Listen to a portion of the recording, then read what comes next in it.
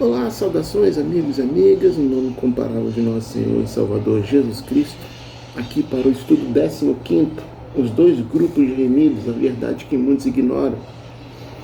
Texto de Apocalipse 7. Vejam bem.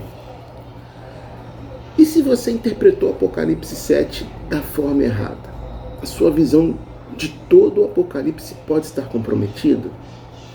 Existe um detalhe escondido entre o sexto e o sétimo selo, um intervalo, que não é um erro, não é uma pausa comum, é uma revelação estratégica, e quase ninguém percebeu isso.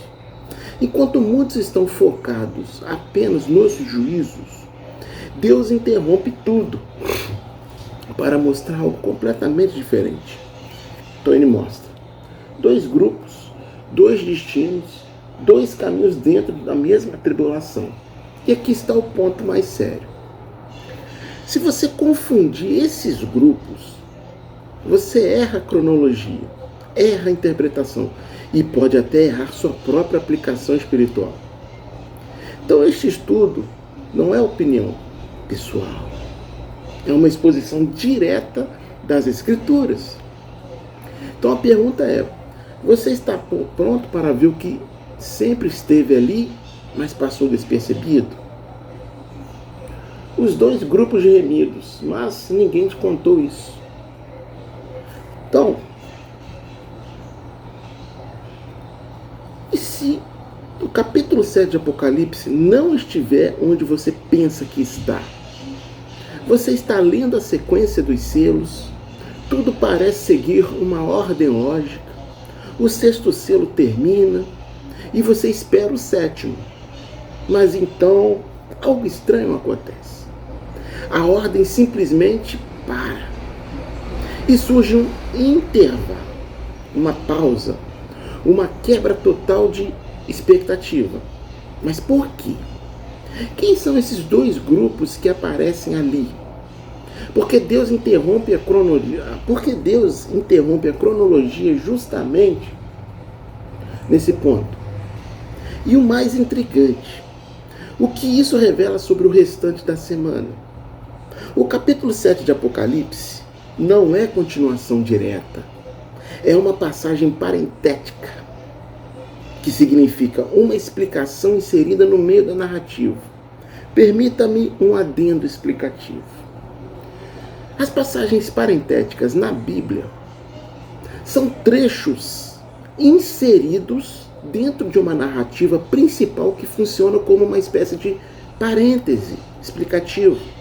Ou seja, o texto interrompe momentaneamente a sequência cronológica ou lógica para acrescentar uma explicação, visão adicional ou detalhe importante e depois retoma o fluxo normal.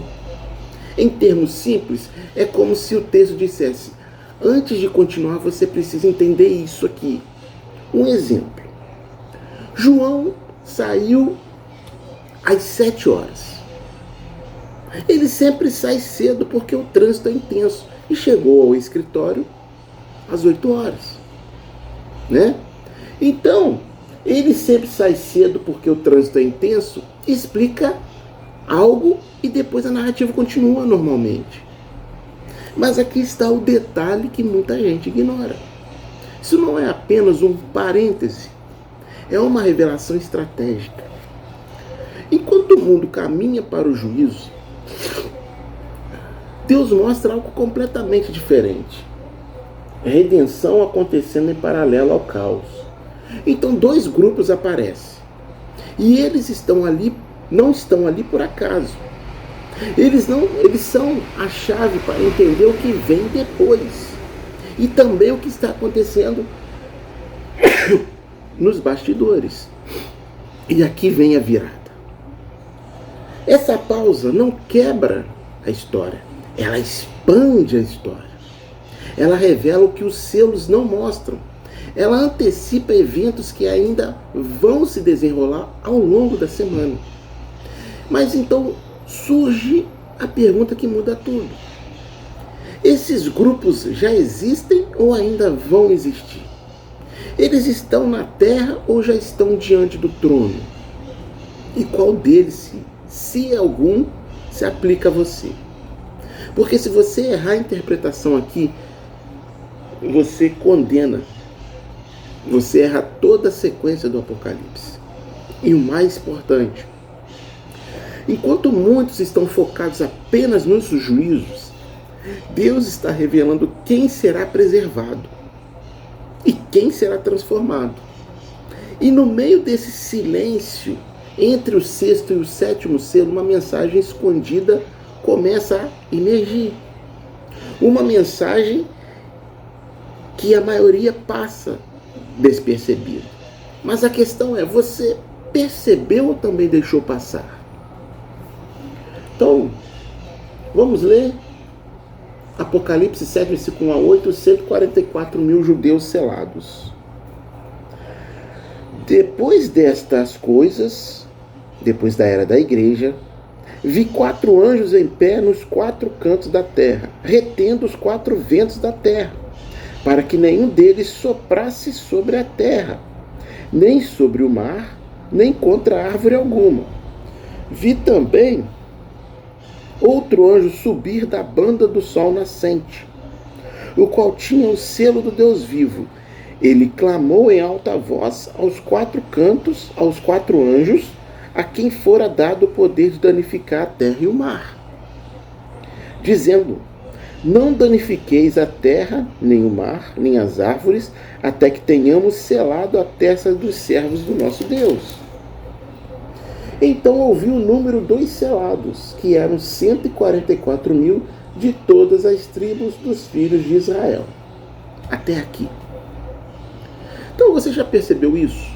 O texto mostra 4 anjos posicionados nos 4 cantos da terra segurando os ventos. Mas por que segurar? O que aconteceria se eles soltassem agora? Aqui entra a primeira quebra de expectativa. Você acha que o juízo já começou com força total? Mas não.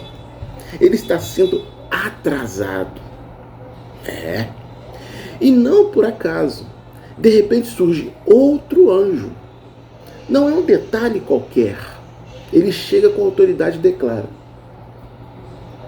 nosso Deus, o Deus vivo.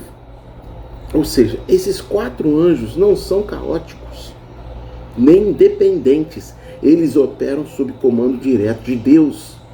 Mas então vem a pergunta que quase ninguém faz. Se eles já têm poder para ferir a terra, o mar e as árvores, por que ainda não fizeram isso? A resposta abre um dos pontos mais tensos do texto. Porque algo importante, precisa acontecer primeiro. E aqui o cenário muda completamente.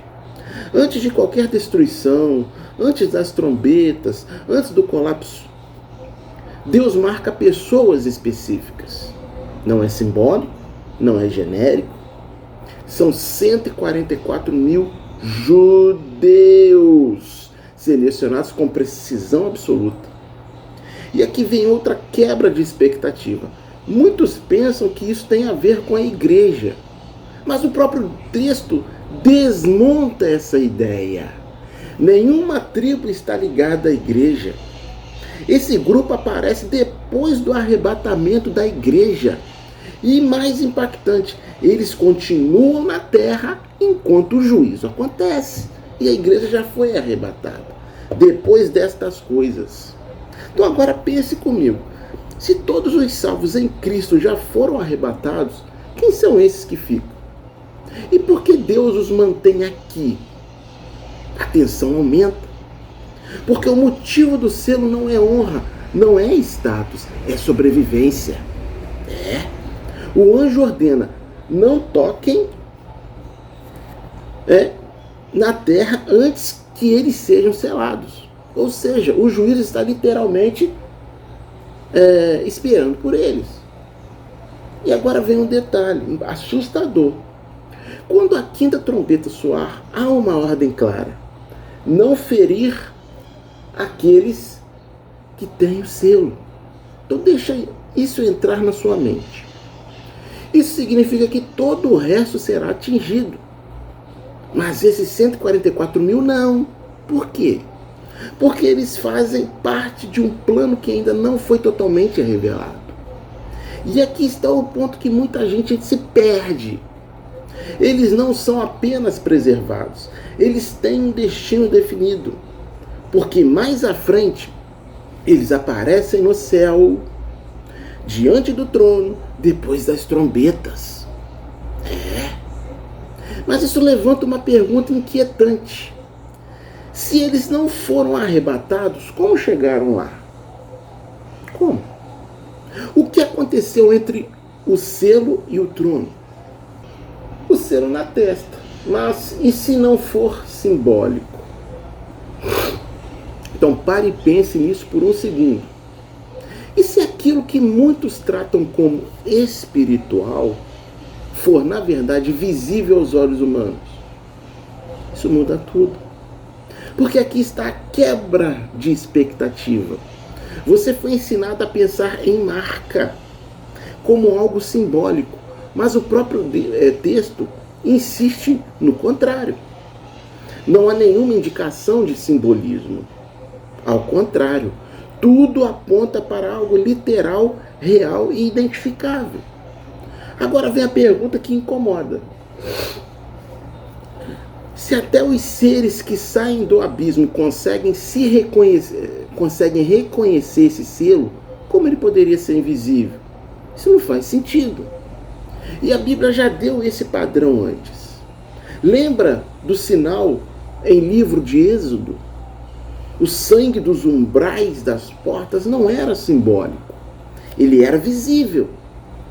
É ou não é? É. Ele era identificável. Era ou não é? É. Lembra da aliança com Abraão? O sinal também não era abstrato. Então por que justamente aqui seria diferente? Não seria. E agora vem o ponto mais forte, né? A própria Escritura afirma que o selo será na testa. Não é no coração, não é na alma, não é invisível. É na testa. É. E mais, em outro momento, vemos claramente o que está escrito. O nome de Deus. Agora segura essa. Deus de um lado, Deus marca os seus. Do outro, o sistema do anticristo também marca os seus. 2 selos, 2 reinos, 2 lealdades. E aqui está a atenção máxima do texto.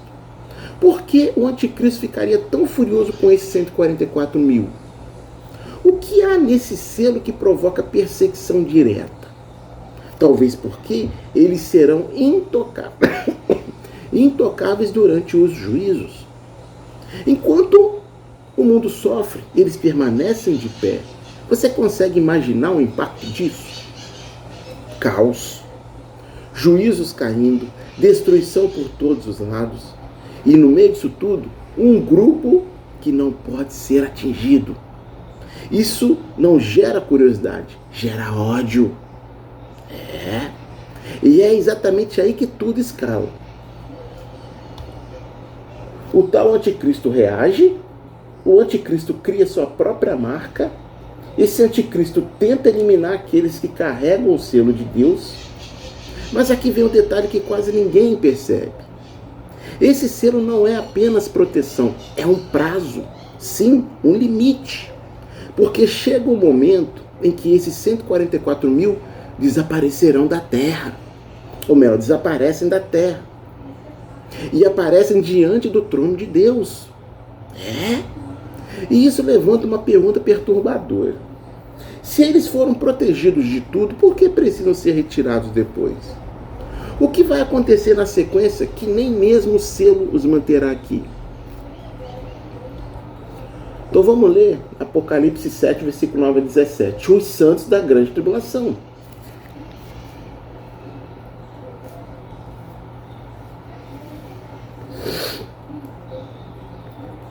Depois destas coisas, olhei e eis uma multidão, a qual ninguém podia contar, de todas as nações, tribos, povos e línguas, em pé diante do trono e perante o Cordeiro. trajando vestes brancas e com palmas nas mãos. E clamavam em voz alta, dizendo: salvação ao nosso Deus que está assentado no trono e ao Cordeiro. Todos os anjos que estavam ao redor do trono, dos anciãos e dos 4 seres viventes, prostraram-se diante do trono com o rosto em terra e adoraram a Deus, dizendo: amém. Louvor, glória, sabedoria, ação de graças, honra, poder e forma sejam ao nosso Deus para todo sempre. Amém. Um dos anciãos respondeu: quem são estes vestidos de branco e de onde vieram? Eu lhe respondi: Senhor, tu sabes. Ele disse-me: estes são os que vieram da grande tribulação e lavaram suas vestes e as alvejaram no sangue do Cordeiro. Por isso estão diante do trono de Deus e os servem de dia e de noite no seu templo. E aquele que está assentado no trono os cobrirá com sua sombra. Nunca mais terão fome nem sede, não cairá sobre eles o sol nem calor algum, porque o Cordeiro que está no meio do trono os apacentará e lhes servirá de guia para as fontes da água da vida, e Deus enxugará de seus olhos toda lágrima. Está escrito. Então, depois destas coisas, mas depois de que exatamente? Essa expressão parece simples, mas ela muda completamente o cenário. Depois destas coisas. Depois de quê? Depois de selos? Depois de 144 mil? Ou depois de algo que a maioria nem percebeu? Aqui entra a quebra de expectativa. Você pode estar achando que tudo é o mesmo grupo, as mesmas pessoas, a mesma história, mas não é. São 2 grupos completamente diferentes. E o texto faz questão de separar isso de forma quase cirúrgica. O primeiro grupo, ele aparece no meio do caos, enfrenta a perseguição e paga o preço máximo. São mártires. Agora segura isso. Eles não foram arrebatados antes. Eles não escaparam. Eles ficaram, eles enfrentaram e morreram por causa disso. Mas então surge outro grupo. E aqui está o detalhe, amigos e amigas, que muda tudo. Esse segundo grupo não está morto. Sim, isso quebra tudo o que muitos imaginam. Enquanto um grupo é vencido pela morte, o outro é preservado no meio do juízo. Então vamos raciocinar um pouco. Por que Deus permitiria que uns morressem e outros fossem protegidos? Existem diferenças de valor ou diferença de propósito? E o texto começa a apertar o coração. O primeiro grupo aparece diante do trono, com vestes brancas. Sinal de pureza, sinal de vitória, mas também de um preço altíssimo pago. E tem mais. Eles carregam palmas nas mãos. Ou seja, vitória, alegria. Mas uma alegria que veio depois da dor. E aqui está uma frase que poucos encaram de verdade. Eles saíram da grande tribulação. Não evitaram, não escaparam. Eles passaram por ela. E isso levanta uma pergunta desconfortável. E se nem todos os salvos escapam da mesma forma? Agora, olha o contraste. Um grupo é protegido antes do juízo avançar. Outro grupo só aparece depois, vindo da tribulação. E isso não é coincidência. Isso é estrutura. Isso é plano. E talvez seja aviso. Porque o texto deixa uma pista inquietante. Esses mártires só estão ali porque não foram arrebatados antes. Não estavam preparados. Não estavam atentos, não estavam vigiando. E pagaram com a própria vida. Mas então algo poderoso acontece. Deus transforma sofrimento em recompensa. Eles recebem presença constante diante do trono, serviço contínuo a Deus, proteção eterna, fim da dor, da fome, da sede, o próprio Deus enxugando suas lágrimas. Agora me responde com sinceridade, valeu a pena? Porque mesmo passando pela morte, eles terminam em glória. Mas isso abre um último loop, e talvez o mais sério. Se existem dois grupos de remidos, um que escapa e o outro que enfrenta a tribulação, onde o Espírito Santo continuará atuando. Apocalipse 7 não é um detalhe, é um alerta. E ele revela que mesmo no meio do juízo, Deus continua salvando, separando e cumprindo um plano perfeito. Mas também revela algo sério. Que existe diferença entre estar preparado e ser pego de surpresa. Um grupo é preservado antes, outro só chega depois, através da dor. Isso nos leva à pergunta final, a mais importante de todas. Você está pronto ou vai perceber tarde demais? Porque enquanto muitos discutem interpretações, a Bíblia diz que o plano de Deus continua avançando, continua adiante. E talvez essa pausa entre os selos não seja apenas um detalhe profético, mas um aviso direto para você. Então, meus amigos, para concluir esse estudo, Apocalipse 7 não é um detalhe, ele é um alerta, ele revela que mesmo no meio do juízo, Deus continua salvando através do Espírito Santo, que eles dizem que vai ser tirado depois do arrebatamento, separando e cumprindo um plano perfeito. Mas também revela algo sério, que existe diferença entre estar preparado e ser pego de surpresa. Um grupo é preservado antes, outro só chega depois, através da dor. E isso nos leva à pergunta final, a mais importante de todas. Você está pronto ou vai perceber tarde demais? Porque enquanto muitos discutem interpretações, o plano de Deus continua sempre avante. E talvez essa pausa entre os selos não seja apenas um detalhe profético, mas um aviso direto para você. Então, meus amigos, se esse estudo abriu seus olhos, você aprendeu algo com ele, não pare por aqui. Se inscreva no canal, ative o sininho, porque os próximos estudos vão aprofundar ainda mais essa revelação. E compartilhe esse vídeo com alguém que precisa entender o Apocalipse de forma bíblica. Tá? Então, até um próximo estudo, se Deus quiser. Esse estudo é rápido, foi rápido, porque se tratou apenas de 17 versículos. Então foi algo mais sutil, mais rápido. Até um próximo estudo, se Deus quiser. Valeu.